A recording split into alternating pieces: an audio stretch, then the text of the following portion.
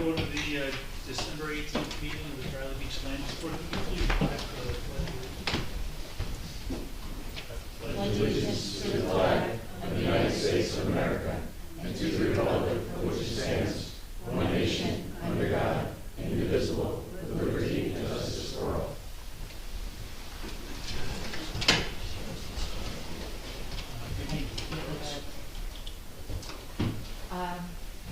The 48-hour notice as required under the Open Public Meetings Act has been met, as notice of this meeting was emailed on January 31st, 2025, published in the Asbury Press, the Co-Star, and the Coaster. A copy has been placed on the bulletin board in the Borough office, and a copy has been filed with the Borough Clerk. Chair Cohen. Here. Mr. Mayor. Here. Mr. Wishbone. Here. Mr. Bagley. Here. Mayor Gubitosi. Here. Ms. Mahoney is excused this evening, as well as Mr. Maynard. Councilman Nowicki. Here. Ms. Saracen. Here. Mr. Kirk. Here. Mr. Warnett. Here. Ms. Leahy. Here. And Mr. Frederick. Here. And also present this evening, Anne Marie Rizzuto, our board attorney, Gerald Frida, our board engineer, and Christine Bell, our board planner. Anne Marie, do you want to swear in Mr. Bagley? He was just appointed by council on Tuesday. Yes, thank you. Do you have your sheet? Can you stand up, raise your right hand, and repeat after me? I, Danielle Bagley, Daniel Bagley, do solemnly swear do solemnly swear that I will support the Constitution of the United States that I will support the Constitution of the United States and the Constitution of the State of New Jersey, and the Constitution of the State of New Jersey, and that I will bear true faith and allegiance to the same and I will bear true faith and allegiance to the same, and to the governments established in the United States and to the government established in the United States and in this state and in this state, under the authority of the people, under the authority of the people, and that I will faithfully, impartially, and justly perform and I will faithfully, impartially, and justly Justly. perform all the duties of office as all the duties of the office as Class 4 board member for a 4-year term, Class 4 board member for a 4-year term, according to the best of my ability, so help me God. according to the best of my ability, so help me God. Thank you. Very good. Congratulations. Thank you. Thank you. It's a pleasure to have you. Thank you. Welcome and thank you for attending the December 18th, 2025, our last meeting of the year for the Bradley Beach Land Use Board. The board will observe a 10 p.m. time limit with no new applications or new testimony started after 10 p.m. without polling of the full board. If an application is not completed during the meeting, a continuation date will be announced by the board attorney. We would like to maintain a civil environment for this public hearing. Request no calling out from the audience. Everyone will be given a chance to be heard. After the board and its professional staff have completed their questions of the witness will be open to the public for questions only of that witness. There will be a time for questions only and not for comments. If you have a question, please raise your hand. I will acknowledge you. Please come to the podium. Before asking your questions, state your name and address. Also spell your last name, and please direct your questions to the witnesses. If a person from the public is represented by an attorney, he or she must speak through that attorney. All attorneys should register with their representation with the board at the start of the meeting. After the board and its professionals have finished questioning the applicant, and before the board takes action on the application, I will open the meeting for public comments. This will be a time to speak on the application. The same procedure I previously described for questions is followed, and all members of the public who wish to make a comment will be sworn under oath by the board attorney. Please be aware that the applicant and their attorney have the right to cross-examine any members of the public who make comments. Written statements or letters from individuals that are not present, petitions, or speaking on anyone's behalf is not allowable under NJSA 40:55B-10B. Written statements from the public cannot be accepted as they cannot be cross-examined. Public participation in the meeting will assist the board in making their decisions. We hope that at this public hearing, your attendance will be a rewarding experience for all, and thank you for participating. We have the approval and adoption of our meeting minutes from our regular meeting of October 16th, 2025. The motion for approval. Second. Mr. Wishbone? Yes. Councilman Nowicki? Yes. Ms. Saracine? Yes. Mr. Frederick? Yes. Ms. Leahy? Yes. Mr. Mayor? Yes. And Chair Carlin. Yes.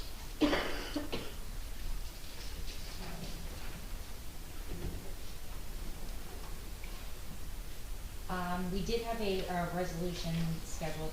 It was not completed in time to distribute to board members in order to have them review it, so that's going to be tabled until our January meeting. Thank you. Okay. And then we have one application scheduled for this evening. It's LUV 25/07. Bulk variance is for a proposed demolition of an existing one-story single-family dwelling and construction of a new 2.5-story single-family dwelling on the center side corner lot. Nan Hoffman Company LLC, Block 75, Lot 1, 106 Central Avenue. As stated, the applicant is proposing to demolish the existing dwelling and construct a 2.5-story single-family dwelling with two front covered porches, an elevated upper porch, a paver walkway, and driveway. Applicants requesting variances for front yard setback, rear yard setback, side yard setback, building coverage, driveway width, second floor terrace along the side yard, as well as for mechanicals being located within the setback. The applicants represented by Kevin I. Asadi, Esquire. Good evening. Good evening, Councilman. Do you want me to speak into the mic? If you could, that would help for the record. Thank you. All right. Kevin Asadi, Xavier Fuchs, on behalf of the applicant. Good evening. This application is to demolish existing home and construct a new home at 106 Central Avenue. You'll hear this evening from several witnesses. Pam Kinney, who's she and her husband are the owners of the LLC. Corey Fernandez, our architect, Rob Cunningham, our engineer, and Barbara Allen, our planner. Ms. Kinney is seated to my left, and unless the board has any preliminary questions, we can swear her in. Yeah, let's swear. Okay, thank you. Can you raise your right hand? Do you swear to tell the truth, the whole truth, and nothing but the truth, so help you God? Your full name and your present address for the record? Pamela Kinney, K.I. N-N-E-Y, Thank you. and my present address is 16 Stanley Court, Jackson, New Jersey. Very good. Thank you. Pam, you're a member of the LLC that owns this property, is that correct? And who do you own that with? My husband, that's me, And when did you acquire the property? in June, This past June? And what have you been using the property for since that time? yes. And what have you been using it for? So, we've been using it for a summer home, a place for our family to come and, enjoy and have good experiences, and to create memories. That's what we've been using it for. Also, my husband and I use it frequently on the weekend just to have a place. We really love it down here, so. Okay. And tell the board your reasons for wanting to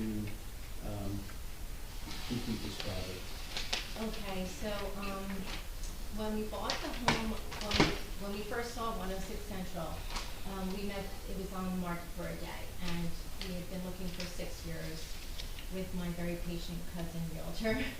And when we met, the previous owners, Barbara and Joe, we fell in love with the home, we fell in love with the community, we fell in love with the connection they had to the neighbors and all the great things that they had to say, the location and everything. And it just felt really right to purchase this home after looking at so many different homes. When we moved into the home in the summer,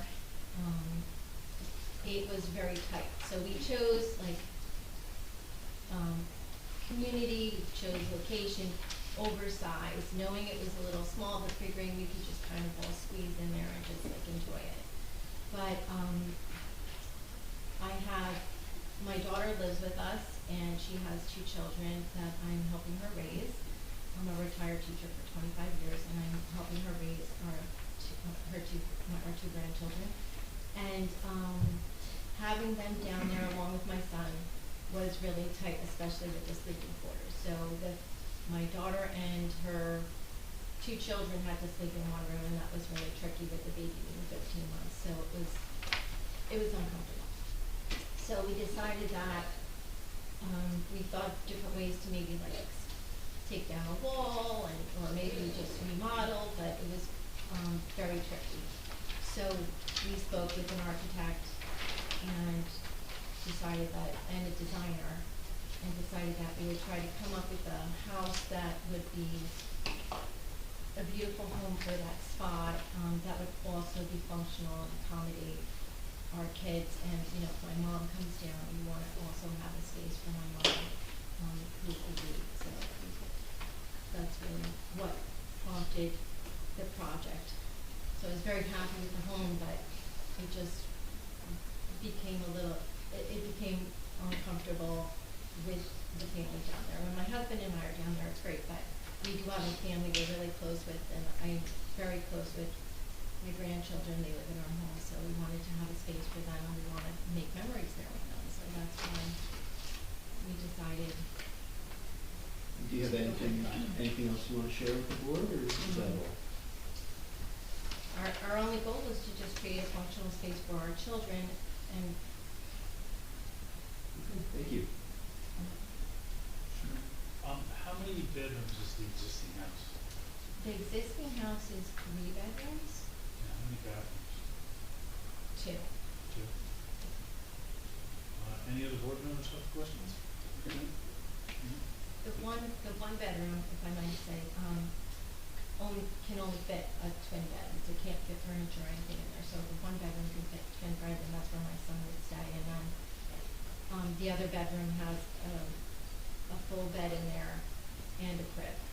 So it's my grandson, my daughter, and then the crib. So it made it a little tricky to, and then we also would like this to be our retirement home. So I'm retired, but my husband's still working, and it's in close proximity to his work, so we can use the home more often than just the summer. But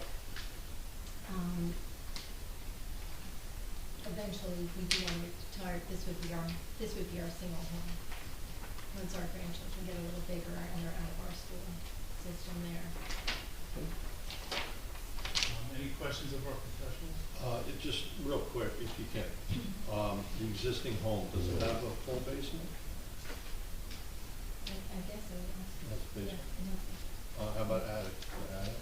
yeah. Oh, well, there's a crawl space there's an attic that I haven't been in, so you have to go through the closet to get up there, and I don't believe there are stairs there, so we would have to just, I ask because I see your proposed plans have full basement.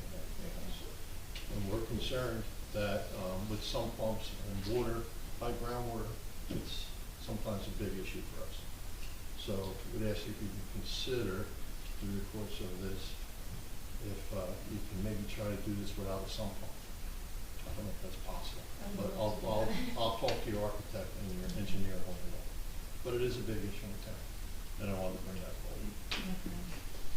so we did do some work there, because we did have there was some mold in the basement. So, when we came in, we hadn't realized, we did the house without an inspection, that there was some mold there previously, and so we did do some, but that would look like it was from the bathroom above it, so it was in the ceiling of the basement, and so we did remediate that, and there was a French drain there, but my husband had a company come in and do like a professional French drain that's under the ground and pulls the water out.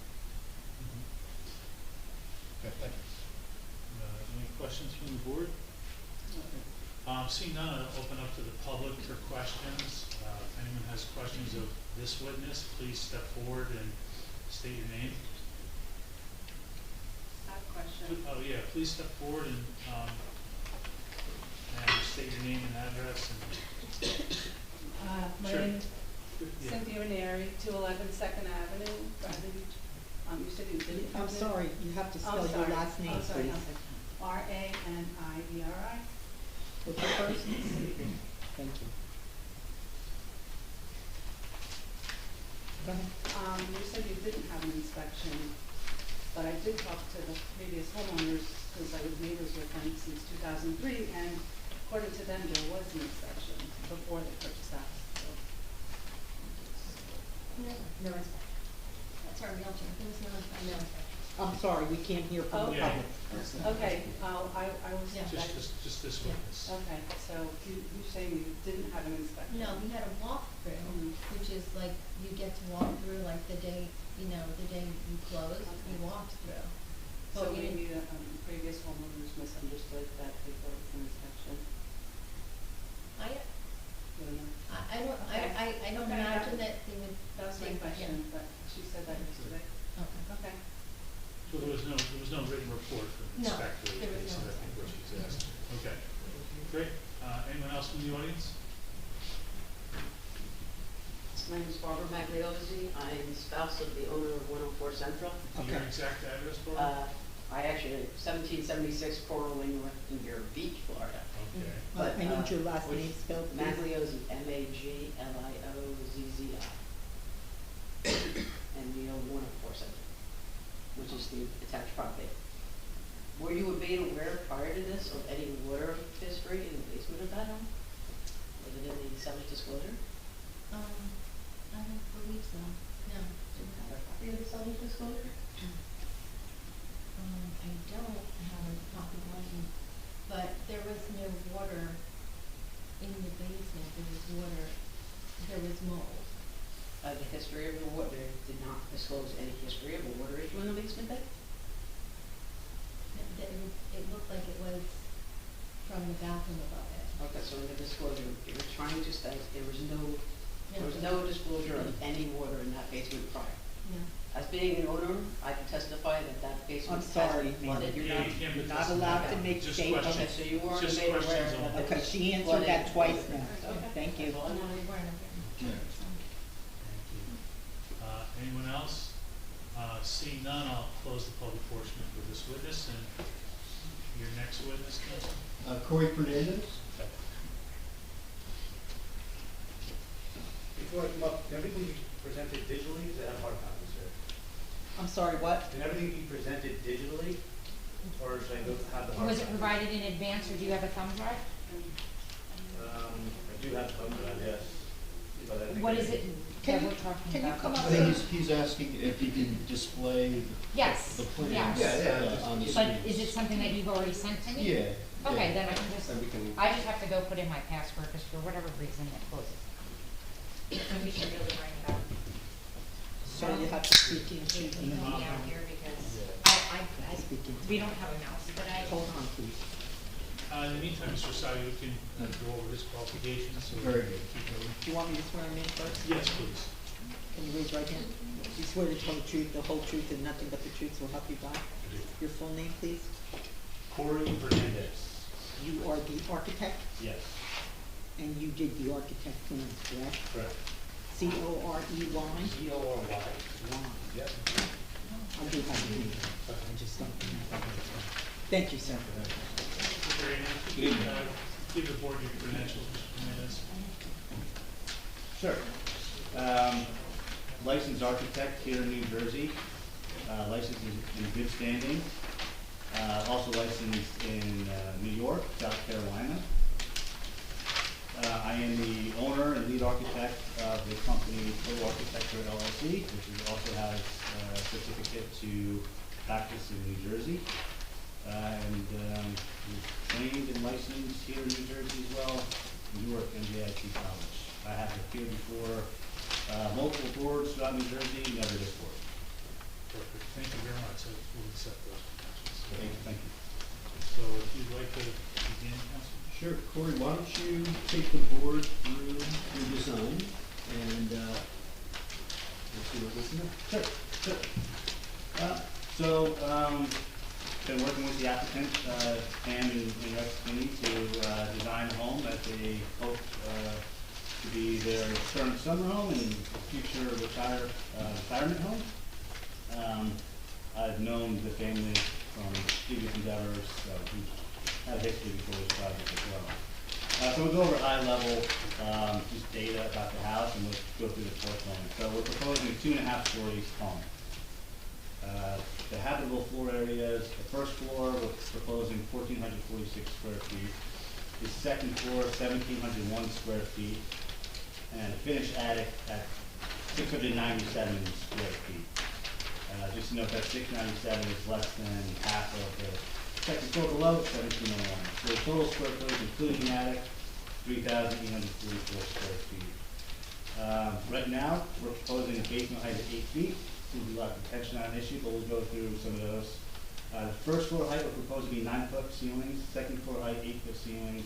The attic's going to have a varying height, but at its highest point, you'll have 8-foot ceiling at the center. The bedroom the house rather, as we propose, is 5 bedrooms, 5 bath. Right now, there's a study den. It's current use on the first floor, which we're considering the 5th bedroom. The kiddies do not plan on using that as a bedroom, but in the future, if they retire there, they will end up using that as a bedroom. There's also a proposed 1.5 car garage. It's got all the other typical spaces you find in a home, but some bonus spaces I just want to review is a partially finished attic and basement spaces. And the overall dimensions of the home, just draw a box around it, so it's about 26'2" wide, 73'2" long, including the garage space. So we have some key design goals when designing this home. One was for an open concept in the main living area, so including the dining, living, and kitchen. Minimum of 4 bedrooms to accommodate the applicant's family and vacation season. To provide a porch on every level and look to maximize views to the ocean. Provide functionality, sand control, basically, when coming from the beach to the house. And to design a home that is contextual with the character of Bradley Beach. With the challenge of also being a corner lot and having 2 fronts to the home. So in order for this last 5th part really to be realized, so we focused on coastal New Jersey style elements, porches for outdoor connectivity, shaded spaces allowing for social interaction, gambrel roofs, shingle style cladding, visual interest, flared eaves, large windows, integrated dormers to allow for the attic space while maintaining a lower roof profile. An eyebrow-shaped portico with Chippendale style railings to layer another set of details common to shore properties. So I'll take you through the home now. Okay, that was good. That was a good spot. Down a little bit more. You want the first floor? Yeah, that's the first floor. So I'll take you to the first floor. So page left on the sheet faces 2nd Avenue, which goes all the way to the beach. So on the very left, you'll see covered deck. The township engineer has requested I call that a porch. So we'll call that a porch. And you can come in from 2nd Avenue on a stair there and enter the home from that side. But the real front of the home is the longer front, which is facing Central Ave, which is the covered porch you see on the bottom of the page. That's adjacent to the garage. So if you were parked in the garage, you come in, or they expect visitors, you knock on the door, that would be the door you would knock at. If you were coming from the garage, we made the basement access directly off the garage, and that was for one of those functional goals we talked about, sand control. So the idea is that you go directly into the basement where there is some storage, a shower space, so you can clean up all the sand before you enter the house proper. Besides that, the first floor has the study den, which could be served as a bedroom, 5th bedroom, a full bath, standard size bath layout, closet for storage, and 1 large open space, which includes the kitchen, dining room, and a living area. We'll see when we get to the 2nd floor. The challenge I had with this house is its width, its overall width, which is also a result of the lot that the bikinis are on.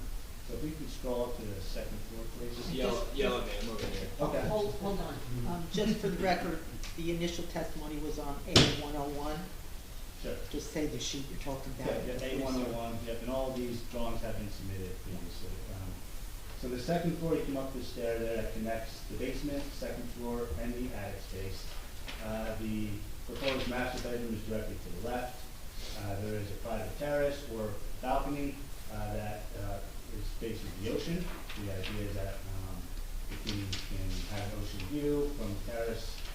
And then that bedroom has bathroom access and walk-in closet access.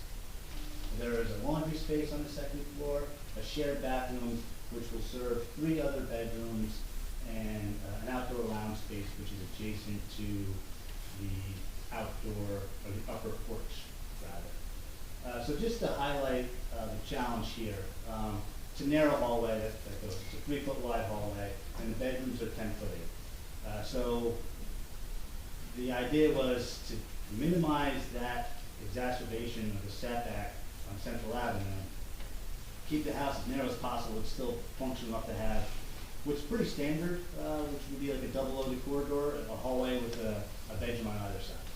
Pretty standard house layout. So keep it as narrow as possible with 10 foot 8 wide bedrooms, which is pretty narrow. So then I can take you up to the next level. If we go up that stair, You want the basement or you want the? next level to the attic. Oh, that's good, the attic. Can you move it up so we can see the one, like the number one? Yep, we're now on sheet, it should be A1 and 2. Or you want, which one you Yeah, he want? needs it. Yep, A1 and 2, attic and roof plan. So you can go back so we can see the attic plan, please, thank you. I know how sometimes it's stressful. So you come up, there's a hall space. The idea here is the space to the left is a tray ceiling above the master bedroom, so it's not really usable. Most likely be used for utilities. You walk to the right, the bonus room, we're calling it, in the attic. Has a bathroom right now. The plan is to use that as a gym space for the residents. And then, you know, having those dormer windows, both for emergency egress access, but also trying to get more views to the ocean, just with that one main goal is trying to offer every opportunity for views. But overall, I think we've taken a lot of care to design this home to avoid modern intrusions, and we drew a lot from the borough's historical palette of try to create a residence that's timeless and contextual to the neighborhood. To support Valley Beach's goals, preserving and inviting small town shore character. If there's any other questions from the board or from the public, Sure. for my testimony. Sure. Yeah. Any questions from our professionals? Well, if I could, Sure. just quick while we're here, the bonus room, what's the height of the ceiling? It's 8 foot at the peak. And at the new, I would call it knee wall, but you maybe have it different. What's the height here? Is it 5 or 7? Sure, I actually have a section. If you go to A1. Or you could just tell me. I do No, not look at that okay. section. I'm sorry. That's okay. Let me see. So, right there, you see, that's the attic profile. Yep. So you see that flat part going? Yeah. I believe I put the low part at 6 foot 8. So if I could ask you, this wall is depicted on the plan? Yes, that's the wall depicted on the I'm plan. trying to call it knee wall, you probably call it something different. Yeah. Okay, do you happen to know what that is? Is it like more than 5 feet? Yes. I'm sure it is. Yes, it Okay. is. Right. That's what I need to know. Your basement, you said at 8 foot height ceilings. Yeah, so, I was aware that, you know, these installed a French drain in addition to sump pump for the water issues. So one thing that I took care to do is, we're not going any lower. So the basement level that's at now is remaining. And I think the existing basement height is maybe 6 foot 8, 7 foot. By making it 8 foot, we're raising the house out of the ground. We're not going deeper into the ground. Do you happen to know where the groundwater is on site? Did anyone take a test? No, we did not do a seasonal sort of test pit. which is- So, which is something. this is a very important issue. I need you guys to understand this. We have a big problem in town with high groundwater. Some pumps kill us. They pump out of the house, the water goes into the streets, in the wintertime, they all freeze over, and everybody's falling, slipping, and getting hurt. Mhm. So, we've been trying to eliminate those. So, is there anything in your design you can do to help us? Can you live with a 7-foot ceiling in the basement, for example? Before you build, you're gonna have to do a test pit anyway, and get us where the seasonal groundwater is. Because if it's even higher, you may end up losing the basement before you even start construction. It's a very important issue in town, and we need you guys to be able to agree to address that issue down the road if it comes to it. But I think a 7-foot height in a basement is fairly reasonable. I'm 6'3". I don't have a problem with a 7-foot room. If it's something you would consider doing if approved, I think that the board would appreciate that. I don't want to speak to the Kinneys, but from my perspective, yes, that's a reasonable approach. Mr. Chairman, I turned around and my client was emphatically agreeing with the engineer, so I can make that representation, Thank you. that that could be a modification. Yes. Thank you. I know they don't want to deal with water issues as well, and if there's some pumps always running, they're not really dealing with it. I understand it just puts some water out to the street, so the idea would be to just practice good design, and it's not about the basement. It's a bonus. I think they can get some use out of it no matter what, but keeping the 7 foot is a reasonable. Well, that we appreciate that. And it is, Can I just ask one you thing, about that? is the engineer going to? We do have an Because we engineer. want to talk to him as well, because he's gonna have to put in a system so that it can seep into the ground before it goes out. We'll have an opportunity to have that conversation. Okay. Great, thank you. Can I ask just for clarity for resolution purposes? So the agreement is to make the basement, change the plans to make the basement be 7-foot max in height, and to remove the sump cup and. No. Keep the sump cup, but a Right. different design, okay. Is there a full bathroom in the basement? Yes. And is that, I think I saw quickly, the attic space, the bonus room, has a full bathroom as well? Correct.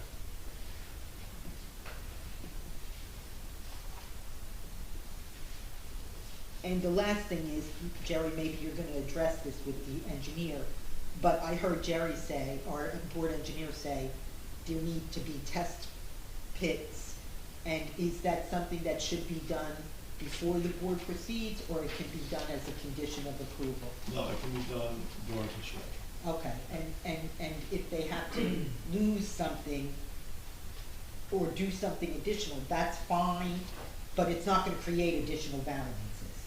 No, that will not create an Right, additional. okay, No.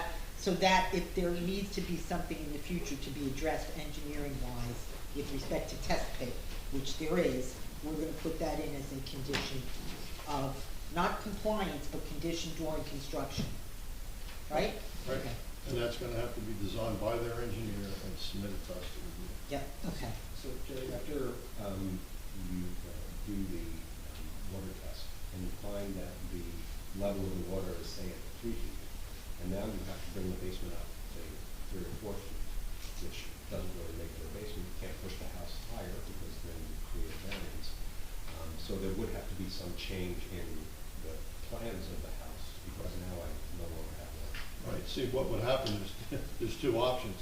You eliminate the basement completely, or you come back here again and get a variance for building height, because you'd want to raise the whole thing up in the air, and that's a whole different issue that you're not looking for now, because you don't think you need to. So it's a critical item. Unfortunately, it comes at the end instead of the beginning. The bonus is that the existing basement is there, and I guess it's dry. I saw a picture, it looks like it's finished. So it must be dry with the sump pump working. But we can't count on that until we get to that point in construction. We looked at this list. Victoria, is it correct that with the stipulation that the applicant just agreed to, the bottom of the basement would actually be 1 foot higher than where it currently That's right. exists? Yes. Just thinking about it, it does propose one challenge to do that, because we know the existing basement. We want to build on non-disturbed soil. So to bring a basement that's already there up a foot, basically you put in a foot of now new soil. But between me and the engineer, we can figure that out. Yeah, I mean, and you only have to do that on your perimeter around your block wall. You don't have to do that in the middle. Yeah. Perfectly, Yeah. It's been done 100% before. today's practice is done all the time. And board members, the resolution will be written that if such things come to pass that have to do with engineering review, the board engineer will be responsible for reviewing and approving. He will work, this is if they're approved, tonight or whenever.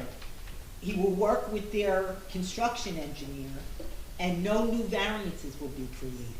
So the bottom line is no new variances.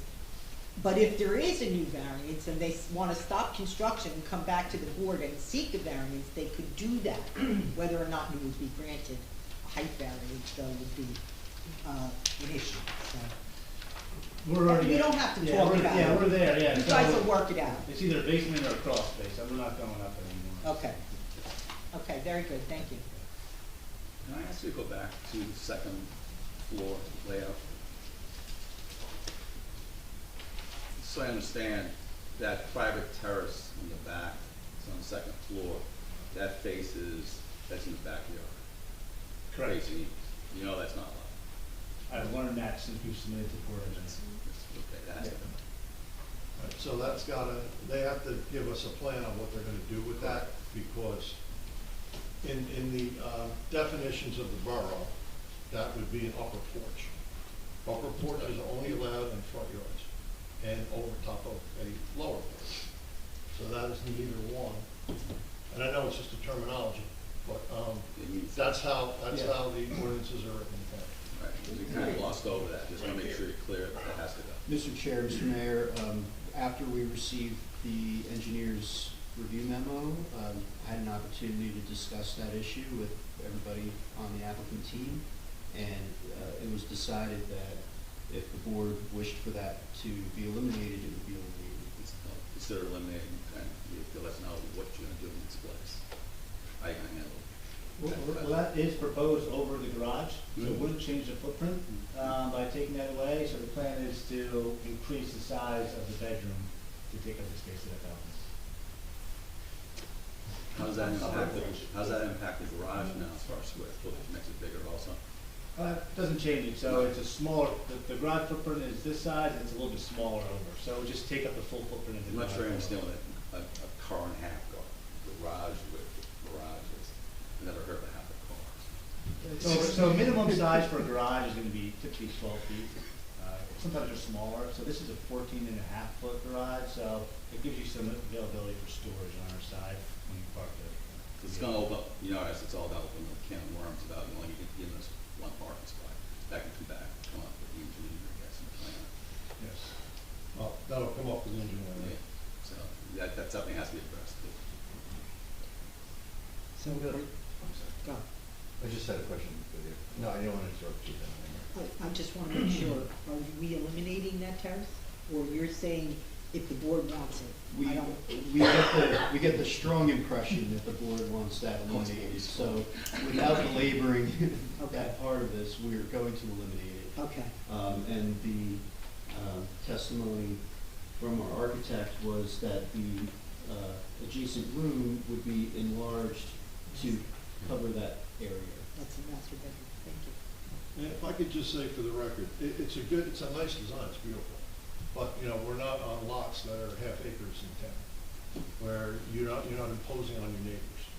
So we're very sensitive to that, and that's the reason why it's flagged. Understood. Can I ask about attempts to design a house within inside of the current zoning ordinance? I know you had mentioned, making attempts to,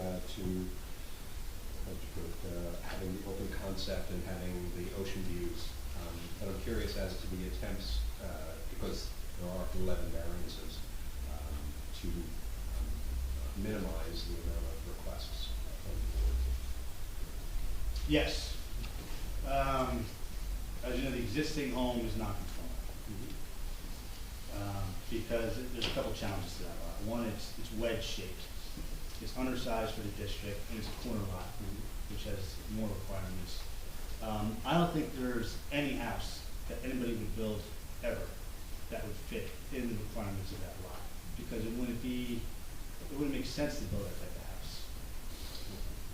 So I think anybody who's going to develop that property at any time is going to request variances from this board to build on it.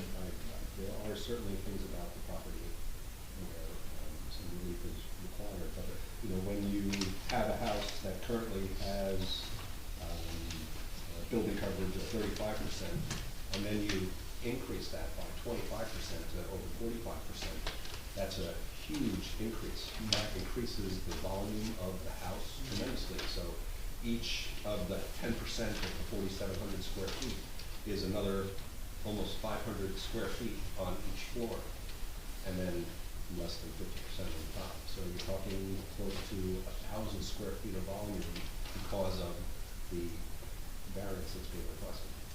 The first attempt to design this house was to attempt it in the exact footprint of the existing house. And it wasn't conducive to having multiple bedrooms on the second floor. That was the issue. How many were you able to get on the second floor? 2. And the house is 26 foot wide. With the house we're proposing is 26 foot wide. It's pretty narrow. Mr. Fernandez, you referred to the lot as a wedge shape. In my mind, that's a triangle. So, for the record, I just like to say that it appears to be a quadrilateral or an irregular quadrilateral. Yes. Okay, so it's not a wedge. And my other question is this room on the third floor in the front for storage. Are those egress windows? Yes. They are. Okay. Then, because that is storage that is limiting the half story on the third floor, I would request that the record reflect, and there is any resolution of approval, that that space can never be finished. So, with Mr. Sadi, if you But we're talking about the space that is white over on the left hand yes, page. exactly. I have approval for my clients Thank you, to sir. circulate to that. Thank you. Can I also bring up, if you don't mind, to just jog my memory? Because of your side yard setback, you also have to meet fire code for all your windows and openings in that wall. Have you done that in your plans and notified your client? Yeah, so the whole house is going to be 1 hour radius. So with the 1 hour rating, you're getting around, because under 3 feet, you can't have any penetrations. I'd have to get back to the board on that. I don't believe that's the case. There's a limitation under 5 feet, but you are allowed to have windows. They're just limited in size. Between 5 and 3 feet, you can have, it's limited to 25%, I believe, but under 3 feet, you can't have any windows. And 5B construction.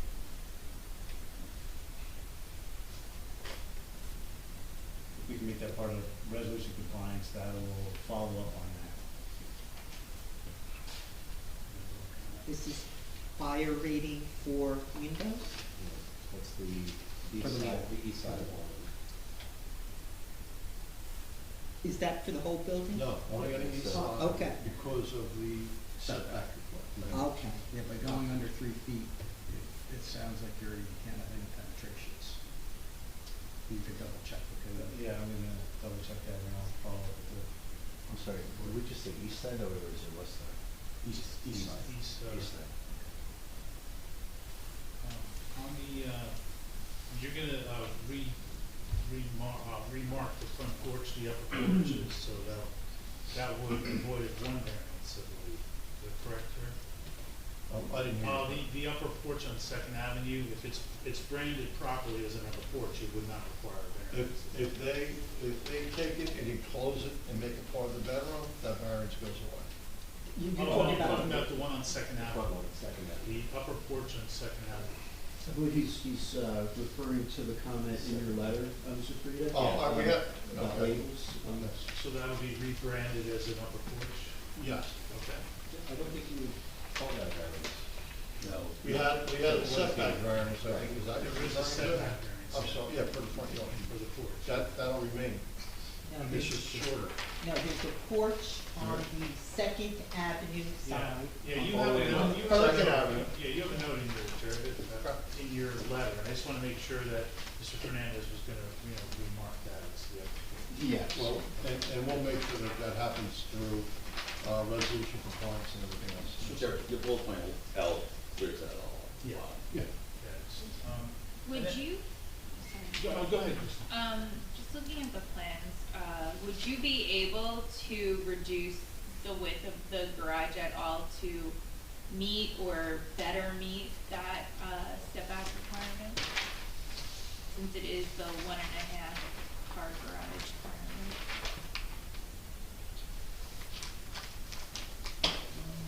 This also impacts the second floor as well.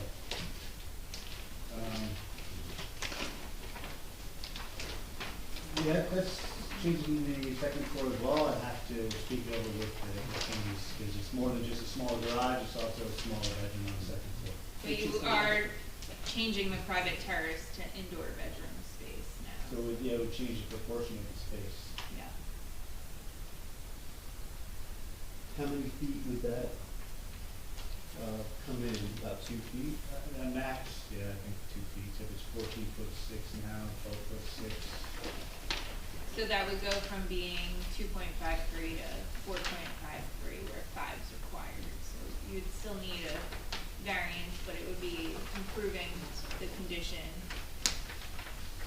And building coverage, which is over. It also help your building coverage, And Right. the width of the driveway. it'll help your width of the driveway. You have there's a lot of variance you guys are seeking on a small piece of property, so we're trying to throw ideas out there to you. And again, recognize that we're not on half-acre lots or even quarter-acre lots. And everyone's on top of each other, and everyone gets along great in town, and I suspect it'll remain that way, if and when this all gets approved. But we have to take these steps on every application. Yeah, I don't believe these are unreasonable requests, or, something that, the community's gonna have to balance out. I also see because of the dimensions of the house, that you had to put the air conditioning units in the front yard. Yeah. So you created your own hardship. They're there now. There's nowhere on I that think property. they're now, Yeah. I think are you making them even closer? I think you're making them even closer. Yeah, just because the whole house is getting more wide. Yeah. But they are in front So of you're- it's limited, that property. You're using the old conditioner? No. All right. No, but when placing the air conditioners, there was nowhere else to put them. Yeah. You have the balcony there, but you're not using the balcony. And then if I could address, number one, I'm glad we addressed the basement because that is a major concern of mine as well. But I just wanna comment, even on your last comment about, the air conditioners that are currently. Obviously, when you're raising the house, you start from scratch, right? They're not grandfathered because you had air conditioners there previously. So when I just wanna say, I think your plans are beautiful, I think the house looks beautiful. But I was struck, preparing to come here tonight, by how much and I'm building a niche on your comments a little, how much you're squeezing into this relatively small lot, and you're, as we said, 9 or 10 or 11 variances. My concern is, we're kind of circling around and picking out little things. Can you shave this off that room, and can you, tweak this a little bit here and there? This is a really large building in our world of zoning on a relatively small lot. Usually if you want a house as large as this, you purchase a larger lot, right? So I just want to say that right up front because I'm afraid that we're talking about kind of what sound like nitty items. Can you give us support here? To me, this is a very large undertaking, and it's a beautiful undertaking, but it probably should be positioned on a larger lot. And obviously that's not available to you or your client. So I'm going to ask a number of questions just real quick to continue to frame this, but I echo, Mitch, what you were saying about the volume of the house. For example, it's a single-story house now. The neighbor to the west, I guess, the top of the picture, they're going to be looking at a 2.5-story house, right? So you're taking, light and space as you build up. Well, let me just go through some quick things. The front porch, just why you have the, why do you have that little bump out? Why aren't the stairs just in the middle of the porch and why, I know it's a minor question, but why are you extending it that way? We didn't want to present two main entries. We want the main entry to be focused on Central. So to remove some of the kind of formal centered stair entry on Second Ave was a purposeful move to more prioritize the entry on Central. I mean, it strikes me that you're adding a little more building coverage by doing that. A little more lot coverage. Right, because just that bump out, you could have the stairs coming right out of the center, as you say, facing Second Avenue. I'm not quite sure why we need a platform. Minor point. Can you go to the, where you had, Jerry, you were referring to as knee walls? That Yes. was- That's in the attic. Good, yeah, That's this wall here. yeah, but can you go to the side, no, there's another, Of the side. The cross oh, section. there's another elevation, yeah. That one, yep. I guess, I'm trying to understand, I guess because we're calling that a utility room, we're not counting that in the calculation of 50% coverage on the third floor, is that? Right. Okay, because if you just eyeball this and say it's well more than 50% if that room were functional. So I know somebody always said, was it Mr. Plant, somebody said a commitment that would be used purely for utilities, okay. And I also had a concern, here's just another challenge. I do appreciate that you tried to work within the existing footprint of the existing building. It was obvious looking at the plans. But so much of these variances are being created because you're doing that. So I don't know how we address this, but rather than, I don't know how we address this like room by room, but if we want to, Mitch, to your point, 25% larger than our zoning would apply, I mean, how can we get this to something a little more reasonable? And I kind of asked this of the architect.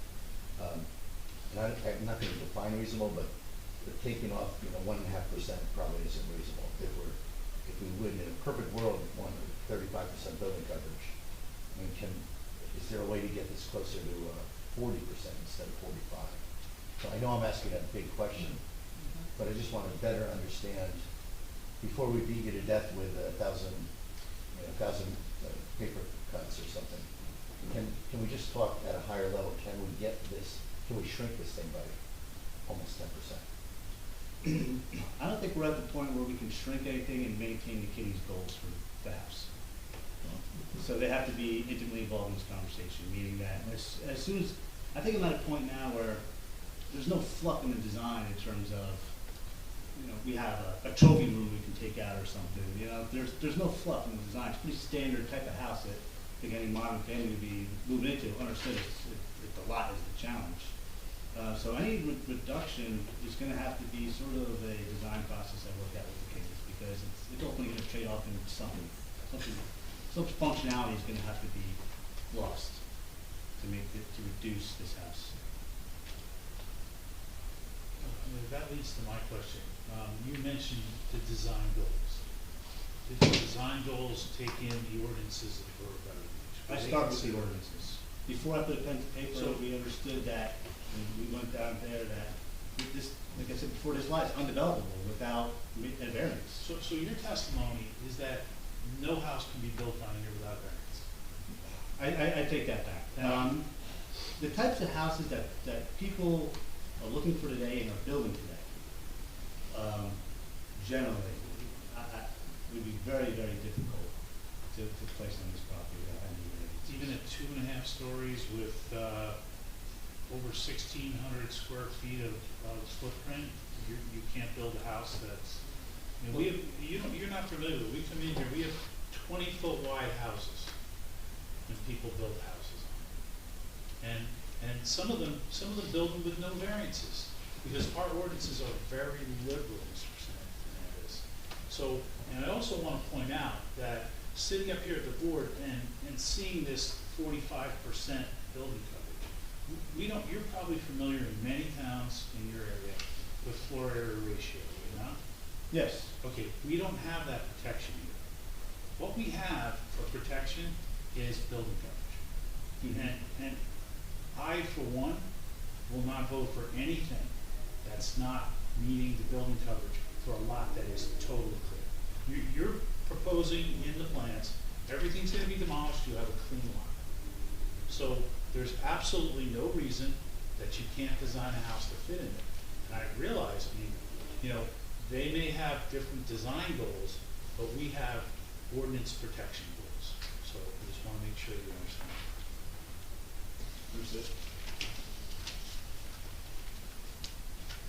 Any other questions from the board?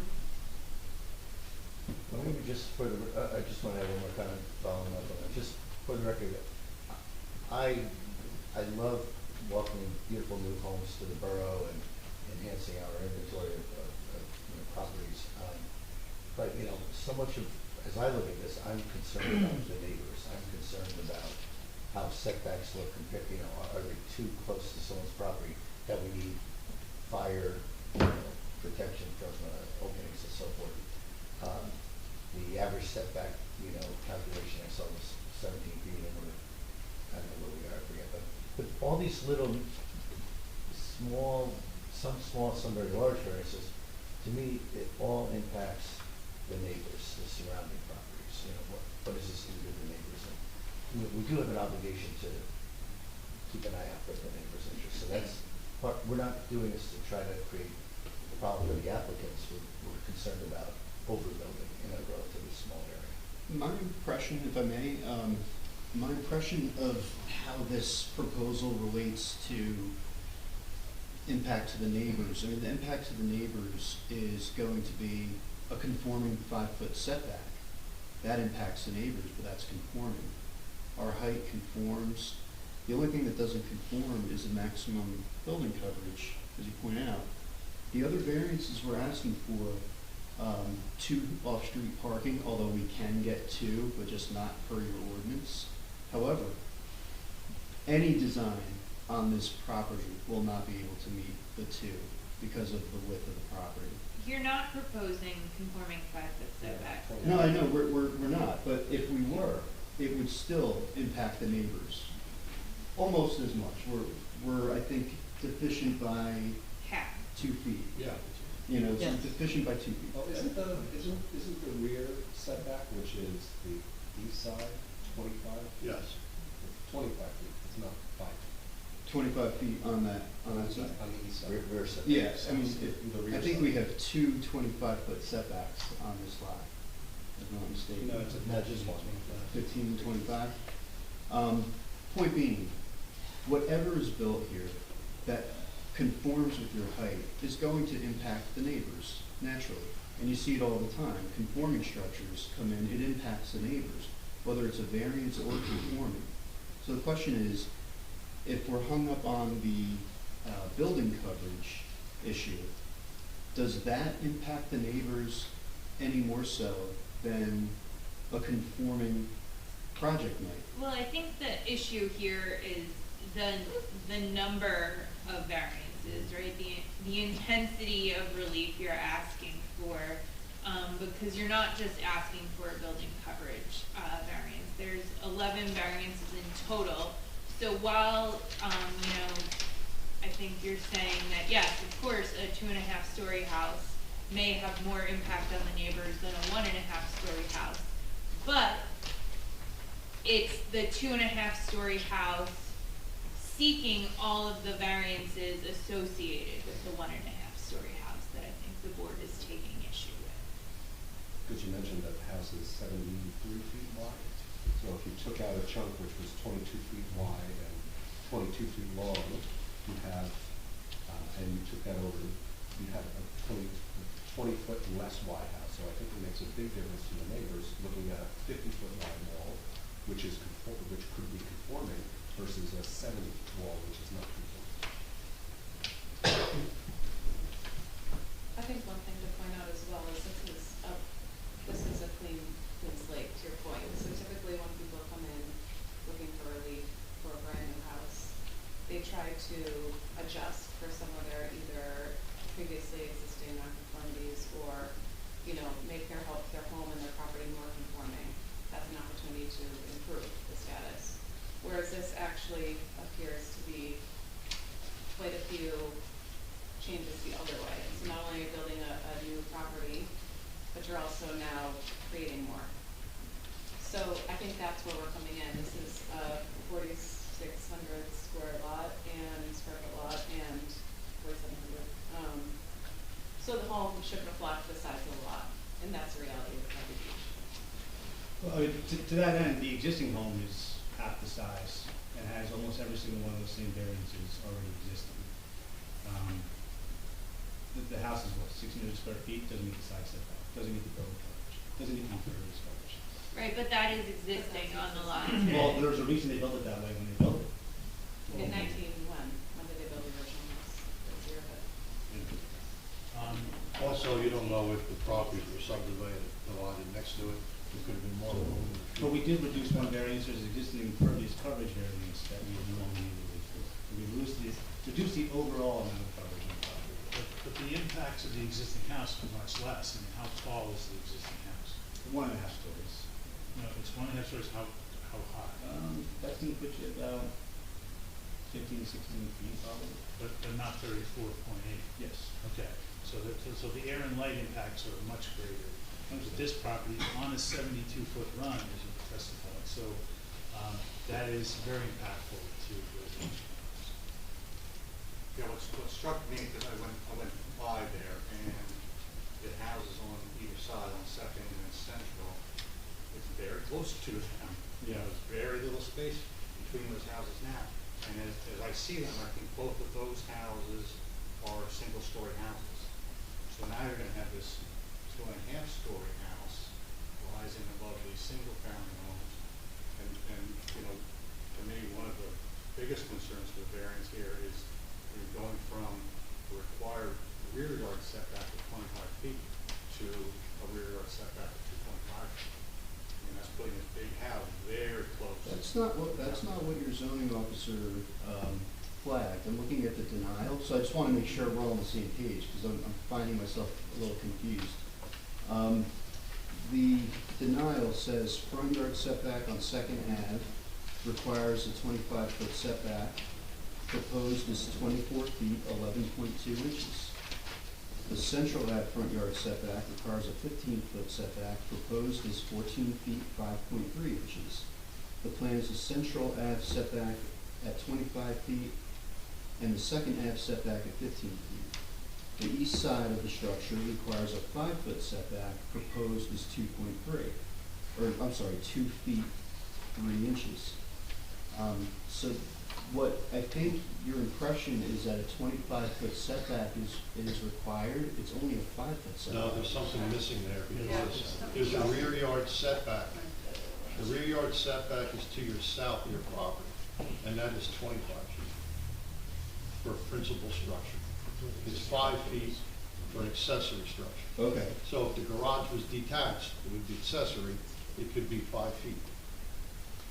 But now it's attached to the house, so it's part of the principal structure, so it has to be 25 feet. Okay. That differs from what the zoning officer. I apologize. I mean, I have to do probably a little bit more digging, but just what struck me, like looking at a Google aerial map, it seems like there's a lot of lots with these type setbacks in this whole neighborhood, 3, 5 feet. You can look at an aerial and see a lot of houses, which is surprising how close they are. So I don't think it's out of context with the neighborhood that some of these setbacks are meeting requirements. If it was a one-off, I think I could see more with the boards coming up. There seems to be sort of the fabric around Basel Beach. I mean, you're right, there are setbacks that are not conforming, but that's one of the reasons we have the ordinance in place now, is to adjust for some of that as new construction comes through. So you Yeah. can, relieve some of that. Yes, I mean, essentially when a lot of the houses, we have a lot of century houses. There was no zoning 100 years ago. Mm-hmm. So the ordinances were then set up to protect future residents and what can be built. We grant variances all the time for design variances for things that are not in the right location. But, we work with people and people come to the meetings to watch what the board's looking for, and the neighbors understand the protections that they have. So on a vacant lot, everyone is expecting that it's gonna be, unless there's a very specific design waiver, and believe me, I think this lot qualifies for some relief based on Kaufman versus Warren, unusual shape, because it is an unusual shape, but not 10 variances. So I think there's an answer out there that this doesn't appear to be it. Mr. Chair, I just put my head together with my clients. I think I would propose this as a good time to break and carry this for a future hearing. While my clients want to build their dream house, they also want it to be a home that the town can be proud of, and they want to work with the board. So I think maybe some offline conversations with your board professionals and our team could be productive.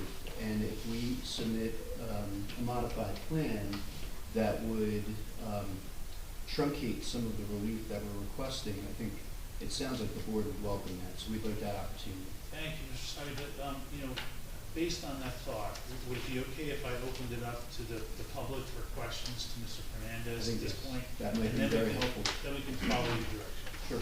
Great. So, if there's no further questions from the board members or professionals? I just have a comment. Oh, okay.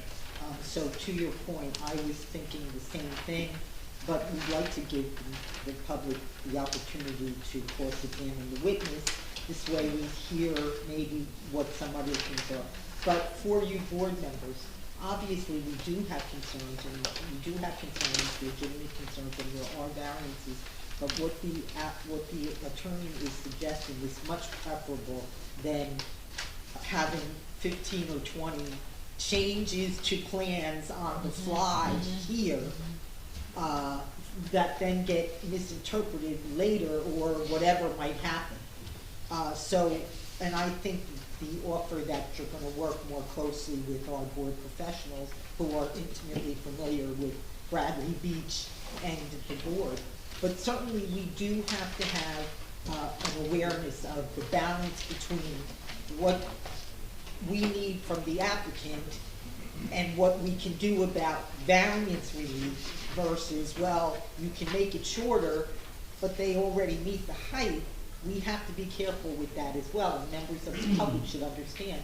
Certain aspects of the application don't need relief, but still may cause some difference in air, light, and open space, but they're compliant on the height. So that kind of thing, so focusing on the variances and improving them will help to improve the public reaction, I would think. So members of the public, we're going to have questions only for this witness at this time, and we'll see how far we get with that. So your question should be to him about the testimony. Yeah, please, anyone have a question, please step forward, give your name and address, spell your last name, and direct your questions right to Mr. Fernandez. But one moment, if I may, because it reminds me, and I don't want to forget. Yes, sir. My client, Pam, who testified earlier, alerted me that she may have given testimony that wasn't accurate. Okay. She was questioned about whether they had a home inspection done. When she went back and sat down, her husband told her that the house was in fact inspected and they did have a report. Yeah. So she didn't want to be on the record saying Okay. something that was inaccurate, so she asked me to correct that. So Well, I didn't want to forget. she did testify about the upstairs leaking and mold in the basement, Yes. so. But she was concerned that she may have About a written given report. inaccurate I testimony. believe my She question was a wanted to written accept. report, so there is a written report, so. That is my we'll understanding. clarify that for the record. Right. Thank you, Mr. Stowe. Sure. Sure. Frederick Magliozzi, Spell, please. Magliozzi. I'm the owner of the house at 104 Central Ave. You own, and that's, I think, your That wife? was my wife. Okay, because I didn't understand what that second address was. That's a She's part of the property you public, own? too. Okay. And your home address is in Florida, Yeah, I it think, just right? changed. It just Oh, changed. okay, that's fine. Jersey, born and raised, but we all go to one of our planets at some point. Okay, since I got to be framed as questions, were you aware of the east side of the structure that requires a 5-foot setback? You're proposing a 2.5-foot setback on the side of the garage. where you're building the garage. Yes, That it requires a specific variance in your overall bulk variance. yes. Are you also familiar with that side and that there's a very small access to our backyard through that side? Meaning you can probably get a person, maybe a garbage can through there now? No. Okay. So this will clearly infringe on some of the, some of the access points. You could phrase it as a question. Would that then infringe on the access, the ability to get, if you're cutting the size down in half, would that infringe upon the ability to possibly get garbage cans and other things through there?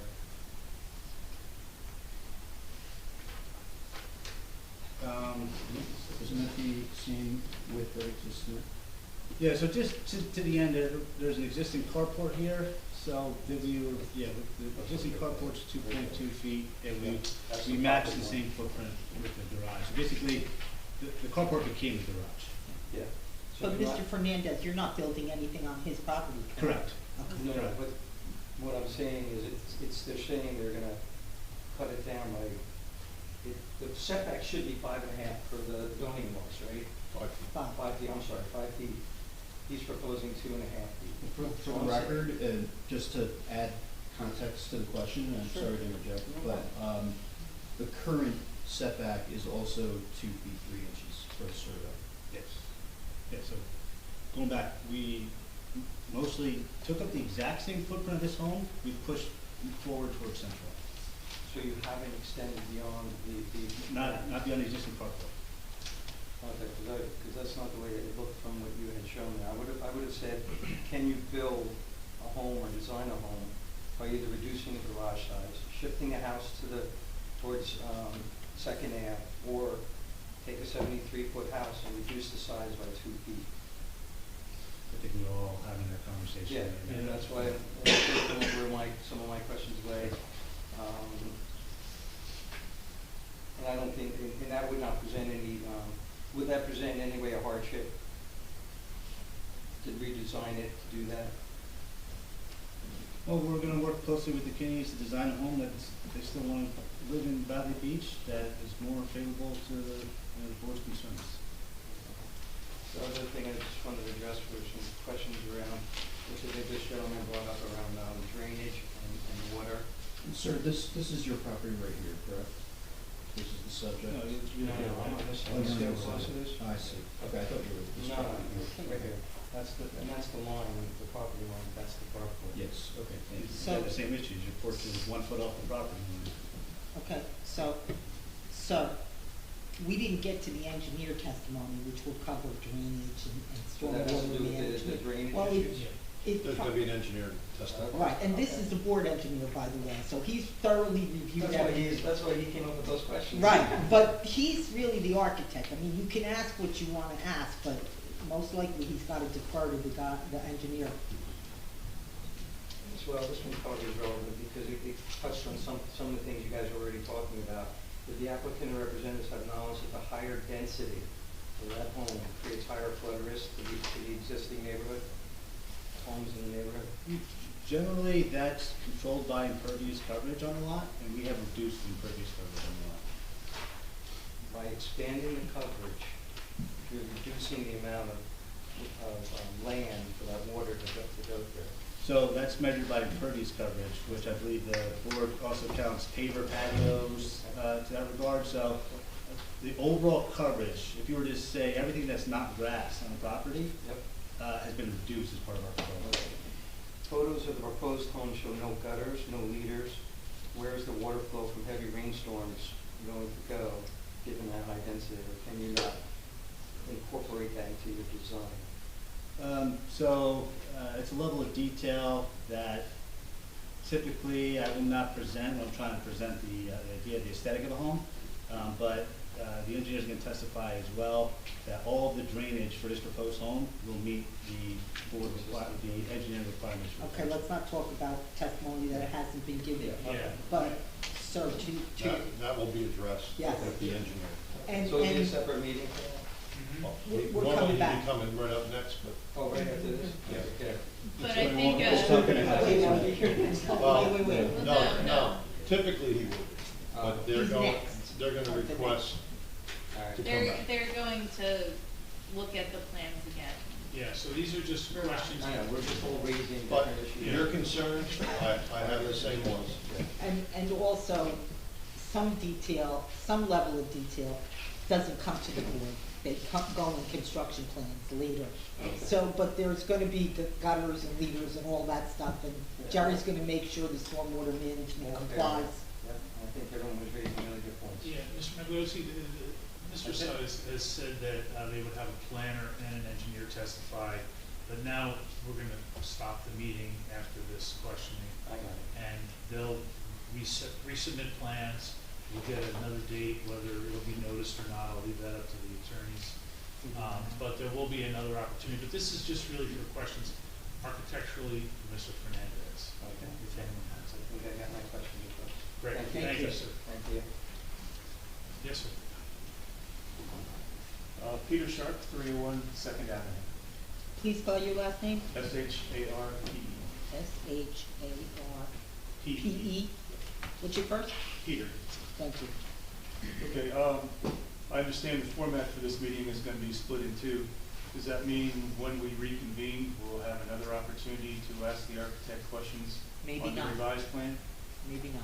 Maybe not, so we got to get our... Oh, no, no, architect- no. Yes, you will. Revised You will, plans, yes. yes. I mean, if it's a revised plan, Mr. Fernandez will come and walk us through it again. Okay, And then we'll follow up with the planner or engineer or whatever. okay, Mr. so I'd Suttis rather wait to chooses. ask questions at that time, I think it'd be more That appropriate. makes sense. Yes, Okay. this is gonna change. Just 1 minute, just so we all, including the applicants, benefit from concerns that might have been raised by the residents. This might be an opportunity for you to really share any concerns you might have. Well, I have several, but I'll wait to the public comment section. Yeah, this is I just think- questions. I think I might wait Some better questions. until with the revised meeting for my comments. Although if there is going to be a public comment section, I do have one question about the failure of the mailings to notify residents of this meeting. We'll see if there's a public comment section. And I'll mention Yeah, that there's no next time. public comment session now, that'll be. That's a jurisdictional question. At a reset. Right. Yeah, And I submitted proof of notice. Did you not get notice? Correct. Of the 4 people in my neighborhood, nobody got notice. Nobody received a letter. Nobody got a notice of attempted delivery. My concern is that if there was a So- failure at the post office, Excuse me. If he can make a statement, because notice is jurisdictional, and I'd like to hear what he has to Okay. say, but I have to swear him in. Sure. And also, I have to swear you in, so, because you're making a statement. And the other thing is, you can't talk about other people. If there are other people that have a problem, they need to come and tell us. understood. But we would like to hear what your problem is. Can you raise your right hand? Okay, Do you swear to tell the truth, the whole truth, and nothing but the truth, so help you God? I did. Yes, okay. If there's a problem with the notice, and it's legitimate, then this board does not have jurisdiction. I see. We looked at the notice provision, we looked at the notice package that was filed by the applicant, which is only done a few days ago because that's when the notices come back. We looked at it, everything appeared to be in order, so please tell us whether you got notice at your address. No, I did not. I found out about this meeting, this upcoming meeting, only by accident. I'll not mention other names since you would prefer me not to. But I went to I had to go to the post office once I found out about this meeting. I guess the notice itself, when I eventually received it, was postmarked December 3rd. I didn't find out about it until last Saturday. I forget what day that is. So a long Okay. time went by, So, sir, you got notice. only because I was lucky. I understand what you're saying, but from the record that we have, that the court would rely upon, there's a certified mailing, and there's a record of you receiving it. So, I appreciate that you're saying it was late, it was delayed, and you tracked it down, which is a good thing, but under the law, you received notice appropriately. Understood. But have you no concerns that of the number of people that were supposed to receive notice, they may not have? But you see, you can't testify about people that aren't here. But how would they know the meeting they haven't? I gotten notice understand. about? That's something that we're gonna have to address with the applicant. Well, I can speak to this since I personally effectuated notice. notice to all members of the public who own property within 200 feet. What's today, the 18th? We're supposed to send that notice 10 days prior to the hearing. Those were sent out on December 3rd, 15 days prior to the hearing, including to Mr. Sharp by certified mail, postmarked, stamped December 3rd, 2025, 4 p.m. So we gave greater notice than what the statute requires. If people aren't home when the post office comes with the certified mail, they get a tag, they get a notification to go to the post office and sign for it. And, but we have to follow what the statutory requirements are, and we did, and your council has reviewed it. Ms. Dickert has reviewed it and found everything to be in order. Counselor, For- I'm sure you follow excuse me, me. sir. Excuse me, for edification of the public, the law requires that they place the mail in the hands of the postal service. From there, that's the proof that they need. When they get the certified mailings back, that's what they give us. The court will look at the date the mailings went out. It is not the applicant's fault if the post office didn't put a tag on someone's door.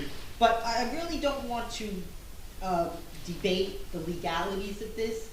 We found that we had jurisdiction to start this hearing. If there was some defect obvious from the records that are required, I would have told them, you have to renotice, we can't do this hearing.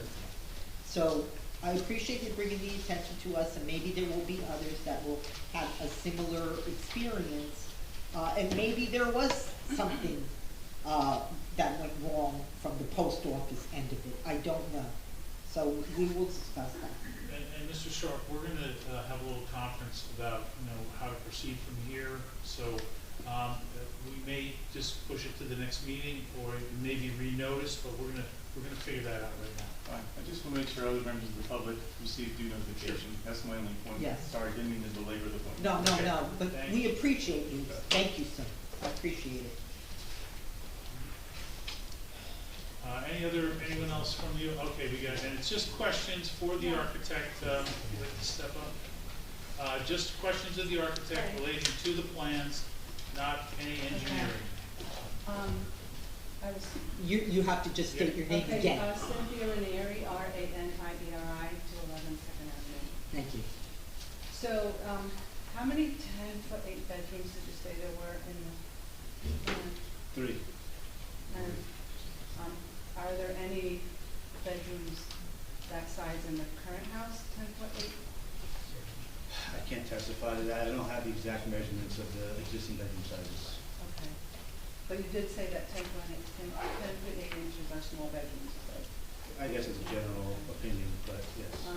The rear yard setback, I'm looking at this, you see this, right? Yes. So, I just wanted to point out on here, you said, minimum rear yard setback, what are you considering the rear yard up to? He doesn't consider it. That's my limit. What do you consider that? That's my So then I have to ask them. I'll just, for your What do you- benefit, I go through. What do you consider the rear yard? The rear yard is, well, so on corner lots, it's confusing, right? So the rear lot in Bradley Beach is the side opposite the shortest front, south. So this is. The south side. Proposed property, so that's the rear yard? No, this is the Okay, rear that's yard. the rear yard. It's the shortest line across the shortest frontage is the rear. So corner lots have 2 fronts, 1 side, 1 rear. Okay. My other question is, are you aware that these 3 corner properties were all built by the same person when they were built? No.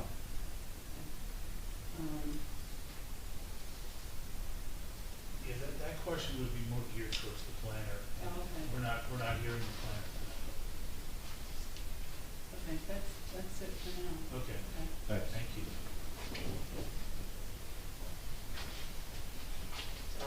My name's Barbara Magalese, I was already spoke. Yeah, but I have a question. When were you first contacted by the tenants? I'm sorry, what is the relevance Yeah, of this that? is just architectural. It's There was really already not our testimony business. When they contacted them. I'm sorry, it's really not our business.